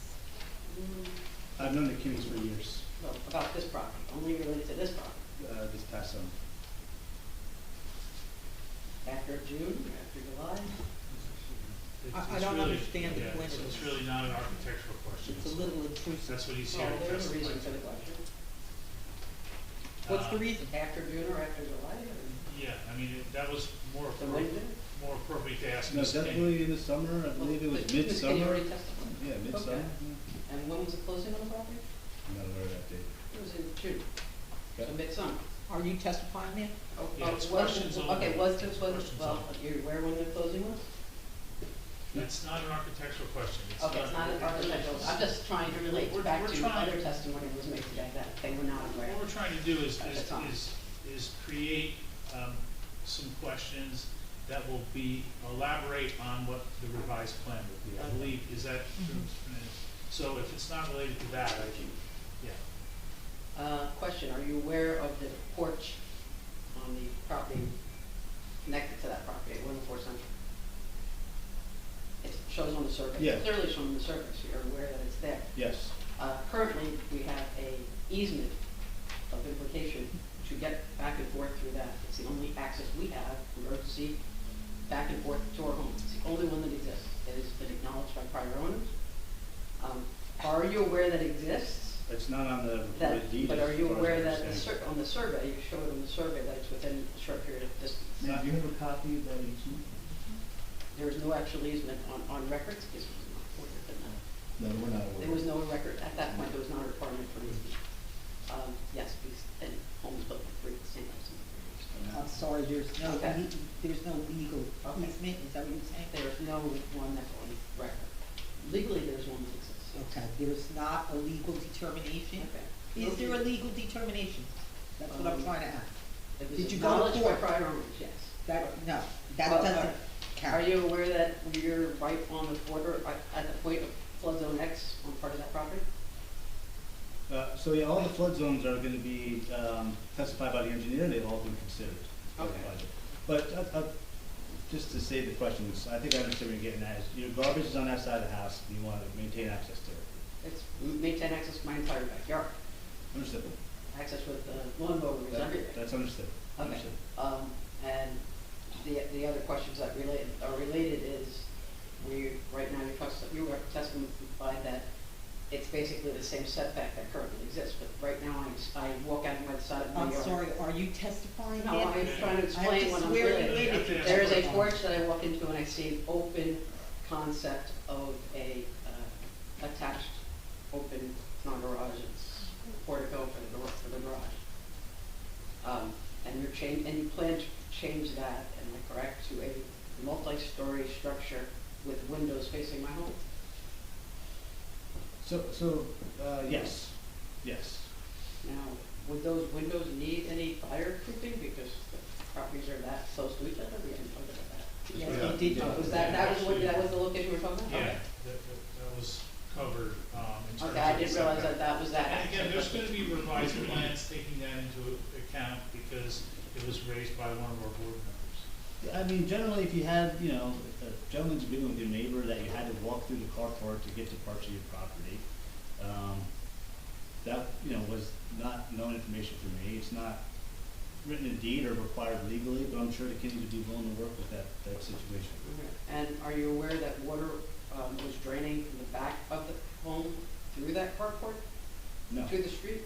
Okay, you're not aware of that? Sump pump water? No, I was not aware of that. And were you aware where the sump pump's draining to right now? No.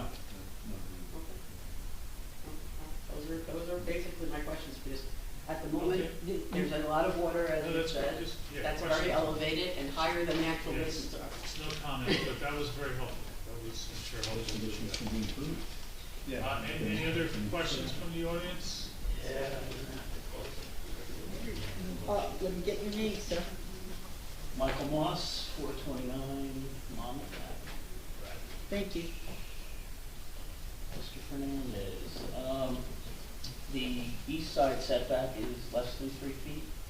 What is the actual setback? The requirement or the proposal? The proposed.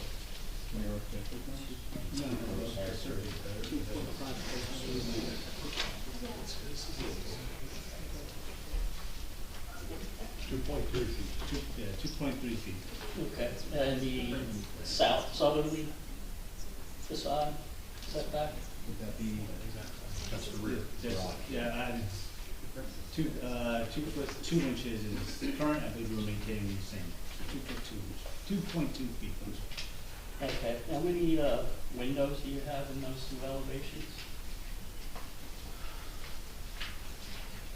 Mr. Bush, you're aware the plans are gonna change? Yes. I just want to get it, I'd say, I don't have a plan in front of me, but many, half a dozen to a dozen windows. Okay. Are you aware that the current edition of the building code doesn't allow openings in exterior walls less than 3 feet from a property line? I already talked to Mr. Wishbone about that, and I am looking at, and testify to that at the next hearing. He'll have to be building code and fire code. Mr. Moss, this has already been discussed. Okay, we've already discussed it, and the plans are changing completely. So why don't you hold your questions to see what we finally get? Right now, it's all supposition. I know what you're trying to do. Let's just call it. I got it. Okay, the gambrel projections on the east side, what's the dimension on that? And how close to the property line are they? With the flare out, I'd say they're probably 6 to 8 inches more than the foundation. So are they less than 2 feet from the property line? Yes. Okay, are you aware that the building code does not allow projections less than 2 feet from the property line? Which bill, talk about the international That's it. residential code. Can I submit this to the No. board, or you don't need it? Thank you. Thank you. Thank you. Sorry, I hope that was helpful, but I'm gonna close the public comment. Public questions for Mr. Hernandez, and now the attorneys will talk about rescheduling and how you will proceed. Yes, we believe that, the Well, work. hold on, let me just start with this. Yeah. We don't have our annual meeting notice adopted yet, Oh. and we won't have it adopted Right. until January. Let's keep things simple. Give me a date and when you know it, and I'll Okay. renotice. We noticed, thank you, Okay. sir. So there's going to be new notice given in the same way it previously was for the hearing date that is selected. Generally, we meet on the third Thursday. That, he probably will not make the January meeting because it's our reorg meeting, maybe, but I doubt it. I doubt our plans can be submitted 10 days before. Right. The holidays, So right? in Anyway. all, this is not a guarantee, but in all likelihood, this would be heard in February. So if you remain interested in coming back, you need to check our website and look for your notices. And our website, do we put notices up on our website yet? No, a law's coming for that. Okay, so most likely February. The agenda is generally posted at least a week before the meeting. Right. Tentatively, I do have tentative dates, they're not adopted yet, so it's probably gonna be closer to February 19th. Yeah. But we can't, you have to look for your notice. Look for your notice and check on our website when our meetings are coming up. You can always just call and someone will call you back. So you'll be in touch with me? As soon as we adopt our dates, yes, we're going to, decide on our reorg So meeting I'll hear date. about that in January, I'll have time to notice for February, that's the way it works out. Okay. Yes. We greatly appreciate that, so. because- No, at the end of the year. it makes it Right. tough. Yeah. That's what we get. Yeah, thank you. Yeah, thank you for renoticing, and Sure. then we'll go from there. So we'll adjourn this. Sounds good. Thank you, sir. All right, thank you. Thank you. Thank you. Okay, this application is adjourned and will be heard again. Thank you. Thank you very much. Have a good one.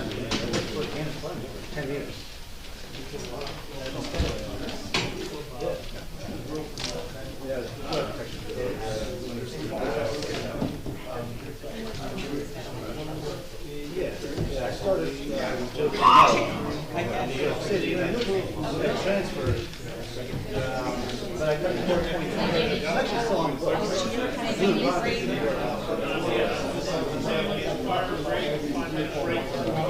It's up to you.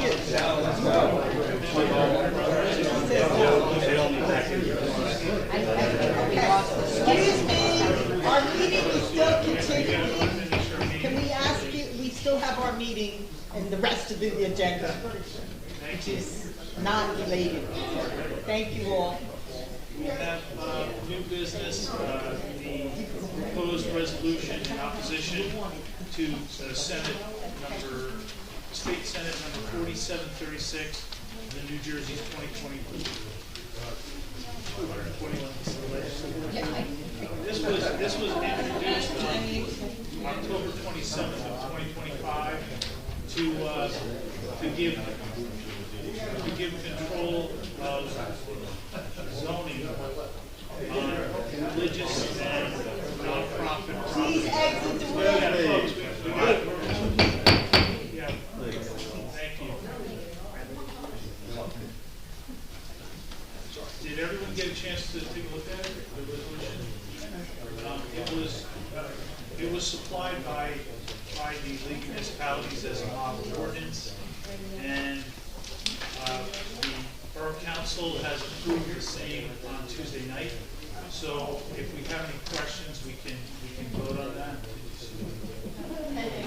Well, it will have to, if you're putting this into our town code under land use, it will have to come to us as a planning board. No, this is just a model resolution.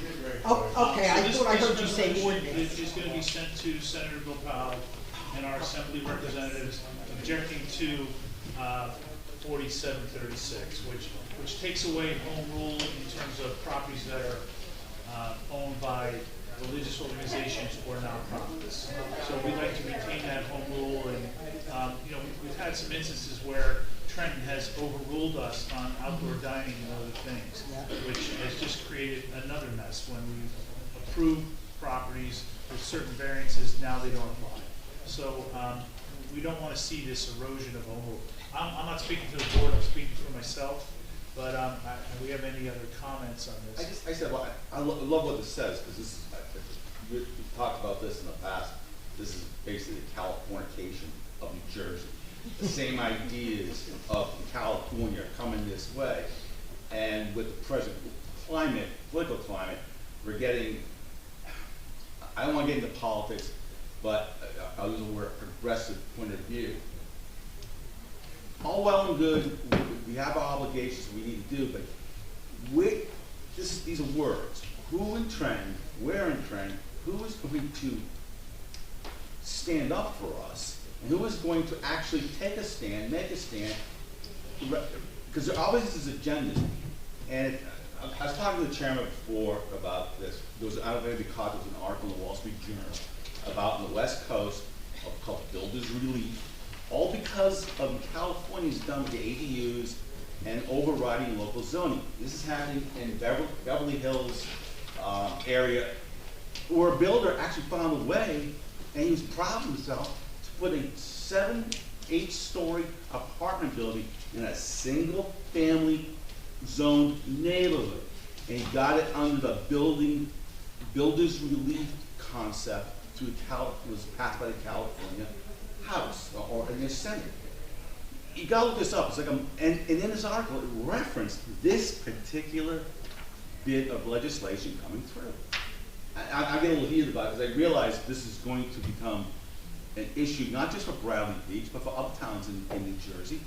It is the erosion of control. Well, I'm in favor of looking at government, how things are done, streamlining, making things more efficient, fairer, recognizing the uniqueness of each municipality. But this is just how do we know, how do we force the people in Trenton to stand up and do what's right, rather than under cover of darkness pass these bills, and who knows who's supporting them? Developers? Again, it's a stupid thing. Follow the money. Well, it's, the sponsors are not from Monmouth County, so they have less understanding of what takes place in Monmouth County and even less of what takes place in Bradley Beach. As we have less understanding of what goes on in their municipalities, each one is unique. You're a suburb of Philadelphia, you're dealing with something else. You're a suburb of Trenton, you're something else. Suburb of Newark, you're something else. A suburb of North Jersey, those small, Hunterdon County, those small areas, open space. Is this well gonna be, are these people eventually gonna be overridden and projects pushed through under the name of progressiveness and fairness, but, which we all want, we want fairness, but geez. This is gonna sound great, it goes on, I agree 100% with it. Okay. Well, where's it go? Does it go to the great shredder in the sky in Trenton? I don't know. Well, we're gonna send it to our representatives, in the Senate and the Assembly, and then I would really propose that, you know, our board members and residents should really call, you know, Senator Gopal and Assembly people, Peter Paul and Donald, let them know, you're watching, this is, I mean, I used the example the other night of the church property would according to this statute, would be over 20 units, 40 feet high. Correct. And they don't come to us. No parking restriction, and only 20% of it is affordable housing. So when you read it, you think, oh, this is great, 40 units of, no, it's not how it works. So there's people making money, and also what concerns me even more is the flexibility of this 501c. If I create a nonprofit, you know, like George Costanza, the Human Fund, now I can develop the property at 40 units an acre. So I find that to be absurd. Religious organizations are one thing, but I mean, either way, it's simply not fair, and it dilutes the value of the existing residents. So I would make a motion that we approve this resolution opposing S 4736. Do I have a second? Do we have a draft resolution? Yeah. Yeah. Well, it's not formal, but Okay. there was a draft that had been submitted to me, you, Okay. along with the proposed bill, Okay. which I distributed it to all the board members. Right. Because it was gonna be a discussion item. Okay. So, I mean, did you get a chance to look at, Chair Cohen's draft of No. the resolution? No, I did not, but it's fine. You're objecting to. Yes. You're objecting to the adoption of this legislation. Right. Are you stating the reasons why? The reasons are very, I mean, I can go into it. Well, I mean, here, I'll just put on the record, I mean, one of the first things they say in the statement is that they are determining that this is a permitted use, not subject to requiring a use variance, wherever these properties may be in your hometown. So it's taking the very basic ability to zone away from you. And the trouble that you mentioned with the outdoor restaurants and whatnot, it was a mess that we had to deal with. That was our first foray into Trenton telling us what to do. Right, and that was passed under the guise of COVID, and no one was paying attention that it basically took home rule out of our hands. It wasn't even in the MLUL. It wasn't put into the MLUL. So they avoid the whole planning board, zoning board That's the thing. thing, it's not jiving, like we have the municipal land use law. Yeah, right. And they're passing all these bills and they're not jiving, it's kind of like when you make a change in the ordinance, you have to make sure it's consistent throughout. That's right. You know, That's right. you can't just change it here and not change it there. Yeah, and the other thing with this is that, it's gonna go through a long process, obviously, and probably, but we're in the middle of affordable housing with a process that appears to be working, and the vast majority of municipalities are working within the time frame and the structure that has been set by the courts. And here's another thing that we would just have to change our plans for all over again. It's not that it's a bad thing. It's not a bad thing. It's just loosey-goosey, hurry up and do this for. It's not really thought through. So to let our representative politicians know that we're watching, I think is the intent here. So I think this resolution does speak for itself. The League of Municipalities is against it because they want to protect home rule too. as we do, so if we could have a roll call vote. So this is Yeah. gonna be a motion to adopt and memorialize? Yeah, and look, why don't you just, I didn't look at it, I don't have it, so I got the ordinance. If you think that there's something that I need to change, allow me to tweak slightly. I wouldn't change the content of it, I'll review it with the chair. And obviously I'll put Oh, it into thanks. our format. Wait a minute, let me take a quick look. Yeah, the only thing it doesn't have is a title block. I mean, otherwise, Yes. it's 100% League of Municipalities, resolution that we prepared here. I think it's If fine. you can incorporate something too, to get some feedback from the principals this is going to, coming back through our councils, no matter, not just Bradley Beach, but just, feedback saying, yes, we are behind this, or wishy-washy, or no. What's the, we don't know where anybody really stands, because you know how politicians excluded here. Politicians, you know how they stand sometimes, it's shifting sand depending what works for them. And I don't know where, that's what I'm saying, what is the feedback, what's the mechanism, does it disappear? And as it's stated, who's paying attention to this? I guarantee nobody's paying attention to this.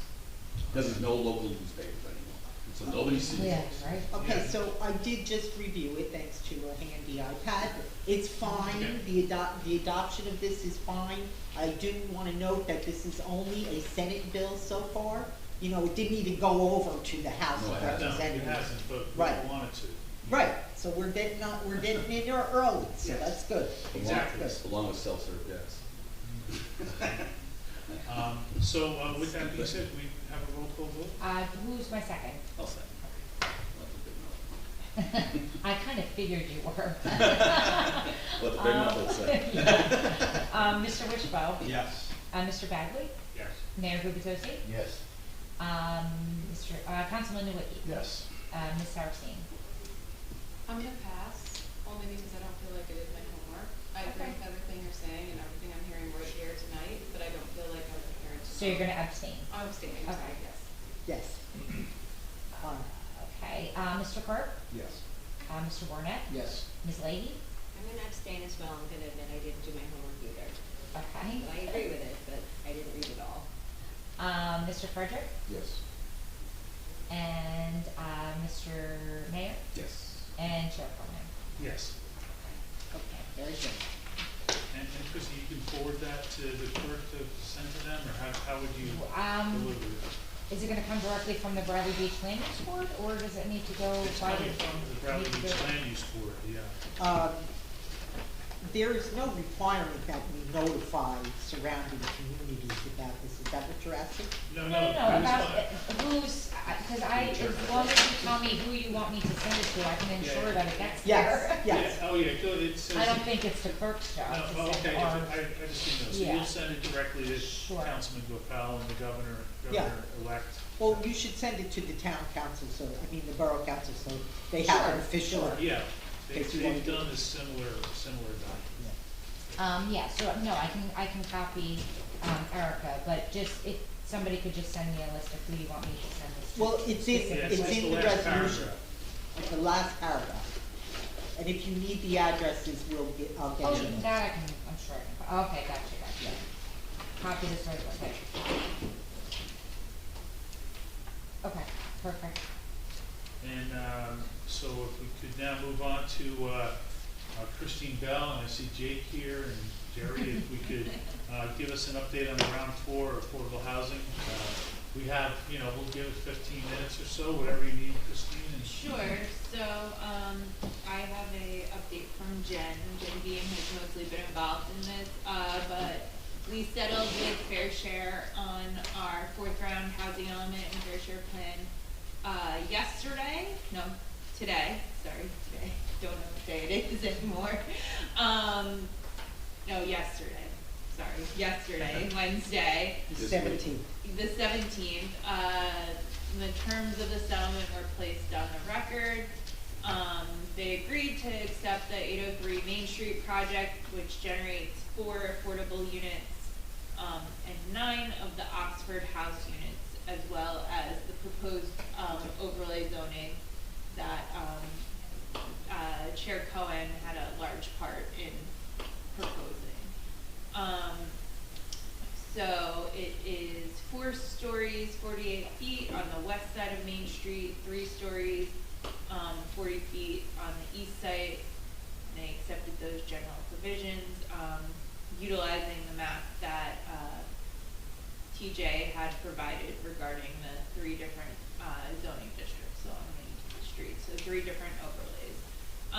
So that Fair Share will draft a settlement agreement that the governing body will need to approve in January, then we'll have till March 31st to adopt ordinances.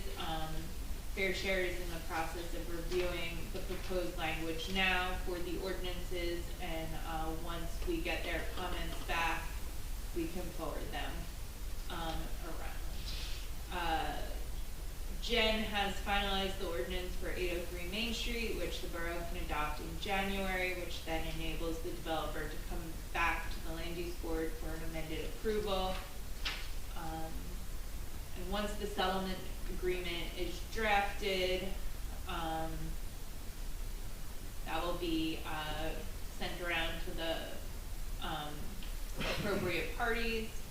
And the program judge will then recommend certification of our plan to the Mount Laurel judge, who will have to certify our plan after March 31st, 2026, when all the ordinances and things have been adopted. So that's. So we have that March date to the council, and we have the mayor and council to get that work done. Correct. So that we move to the next step.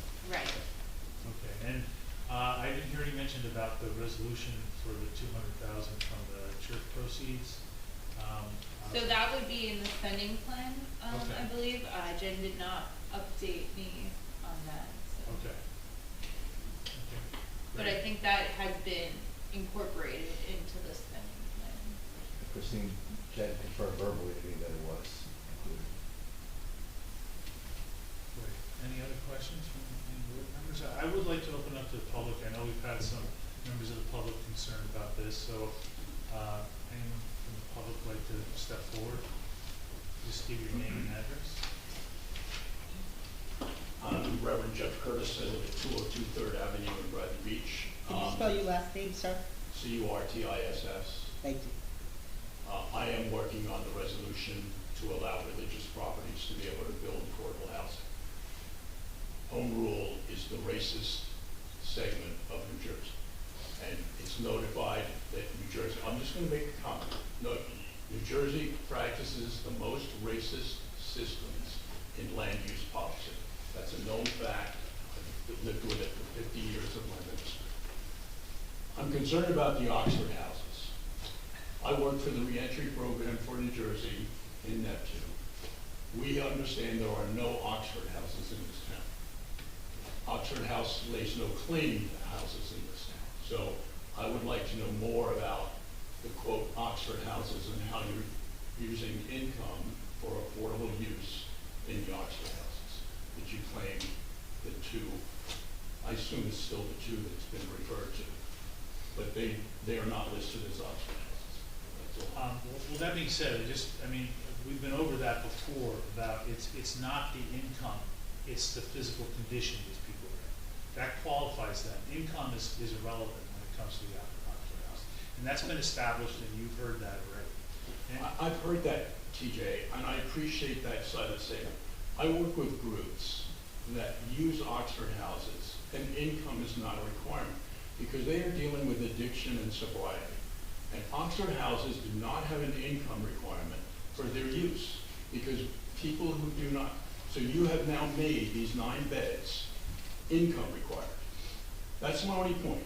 So if a wealthy person is struggling with addiction and wants to come back and live in Bradley Beach, my understanding is the way you're doing this, you're not going to allow that wealthy person who comes from Bradley Beach, who went through a rehab program, because of the income restrictions, that person is not going to be able to use that house.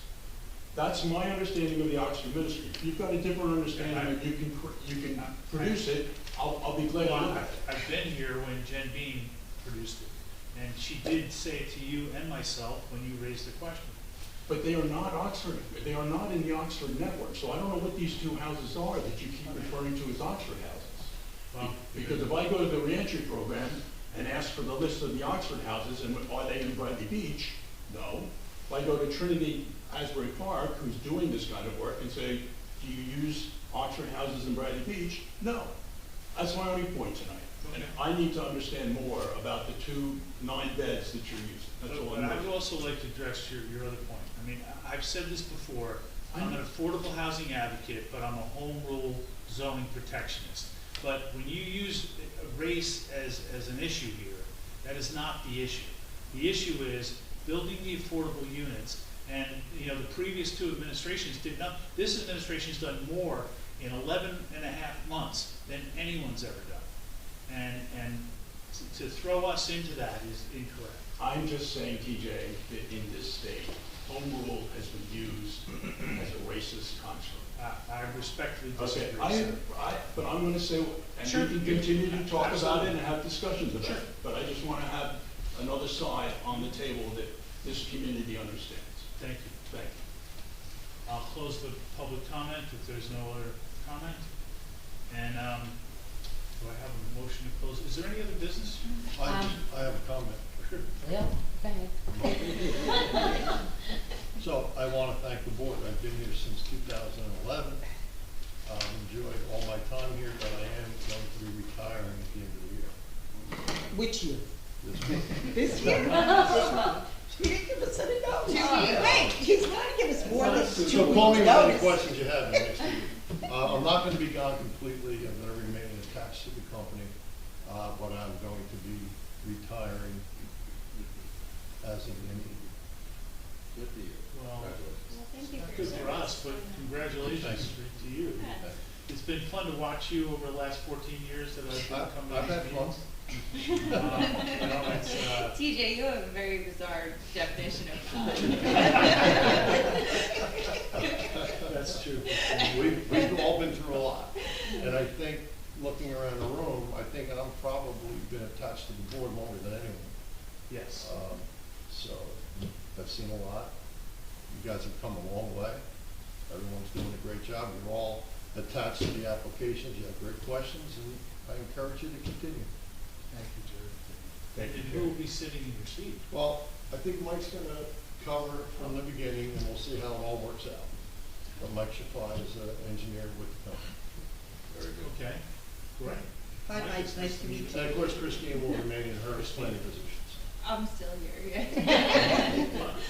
But thank you. Fantastic, but congratulations to your family also, because you've given up a lot of nights for Bradley Beach. And I've enjoyed doing what I do. We appreciate it. Do you have anything else? Yes, we need to solidify our reorg date, because that will be our next meeting.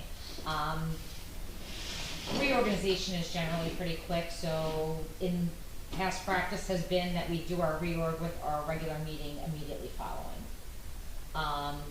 I had spoken to Anne Marie, you know, with the changes that have taken place in her office and coverage. She does have a conflict that 3rd Thursday in January. Okay. So we were wondering if we could move that to the 22nd, which would be the 4th Thursday in January for our rework. Because Okay. we're gonna have new members. Yes. There's gonna be, you know, some changes. There's not a Thursday before that, if you can, Yeah. can we do the 2nd? Can I, Sure. can I offer a comment? I know part of the affordable housing plan, the council needs to adopt an ordinance amendment for the overlay zones on the 1st of January. The intention being that you have a consistency review mid-January so that we could, introduce so we could adopt it at the end of January, like Yes. whatever. Okay, so does the 8th work for you? Do it the week before the 15th? Okay, so we're talking about Thursdays only? That's fine. I'm sorry. It doesn't matter to me, but I know that Jerry, well, whoever, Mike and Christine and everybody else have other municipalities they work for as well. That's I why mean, don't the like changing second day. works better for me than the 4th. The second Thursday. Yeah. Of January 8th works for me. Okay. And that would give us the. 'Cause I have to the notice, time so- to, review that, ordinance for consistency. We'd have to do a hearing that day for that. Yes, we'll do that. And then, Mayor, that would give you enough, the council enough time to get that to, would you do it at your reorg It meeting? should, yeah, the plan is to expedite, we're gonna include it on our reorg. agenda, What's your reorg date? January 1st. And then you would do your second reading on February something? No, it'll be the end of January, whatever. it is. Yeah. Okay. Second. Tuesday? 6 plus 14. Yeah. Is that 20, yeah. Yeah, okay. We have to, in the resolution that I draft for adopting ordinances, we have to state what the second reading date is in the resolution. So, we'll make sure we get that from Erica, and make sure we do that. She usually sends it to me. Okay, right. She And sends I the do the ordinance. same, I send her our consistency right away. Yeah, and normally when you do your ordinance, you would announce to the public, the second reading and public hearing is on X date. That'll go into our resolution as well. And we'll have a planner's report as well on, about the consistency. Consistency. So we all agree on the 8th. Yeah, yes. I think that would be And- great to expedite everything there.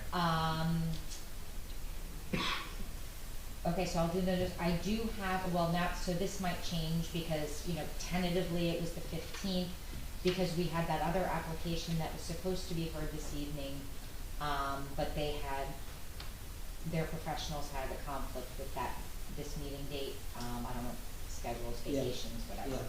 Yeah. So they had requested the January, which our dates hadn't been adopted. I told them it was tentative, but I would get back to them tomorrow and let them know. So if they can notice, if the 8th works for their team, They can notice. they the can time. notice for the Yeah. 8th, okay. Yeah, and it's just is it a use variance application or just a? It was the Jefferson Berry Oh. application. Did that involve the use, Christine? I don't remember. I think so. I did it a long time, You did? that a long time ago. He wants to, I Because believe. I think they were I think, Jake had brought it up and then the new attorney was disputing it, but then they kind of agreed. If that's what I'm thinking of. I believe he wants to put a apartment on the top of A an 2-car existing garage or something. He wants to build a And, new garage. it's on a very small lot. Yes, so and they he's, need there was a Yeah. coverage issue and. So we can't really talk about that? No, I know. But what we can say is that an application that has complexities which will not allow it to go forward or complete on the end, I think we'll We complete could probably it. complete it. Yeah. I would think at least one I mean, application. between a we could- consistency review and some swearing in and some, Yeah. Yeah, well, I mean, did you do a review report already? Maybe not. We did a letter. Yeah, Yeah, yeah, they it's have done. Yeah, it's done. Do we wanna add it? For the January 8th? Yeah. It's fine. 23? Yeah. We could do You that. can add it. Okay, well, let's just see if Let's the see 8th how- works for them. They might wanna wait until we adopt the rest of our dates, if that date Okay. doesn't work for them. I just wanted to warn you, we may have an application. Okay, Even though fine. they're gonna do February, we're Fine, probably but gonna you're have to gonna pick- circulate that annual notice so we all see the I date. will, yes. Get that in our I have it calendars. drafted, Okay, thank you. and it didn't appear that we had any holidays fall on our third Thursdays, so it's pretty straightforward. Okay, we're pretty good then? I think we're good now. Okay, well, I do want to thank everyone, professionals and board members for a great week. We got a lot done, and we adjusted ordinances, and we protected residents when they need be by following the ordinances, and I think we did a lot of good work, so I want to thank you. And with that, I'll make a motion to close the meeting. And also, Merry Christmas, everybody. And Happy Happy New Year. New Year. Do I have a second? Second. Mr. Warner, all in favor? Okay.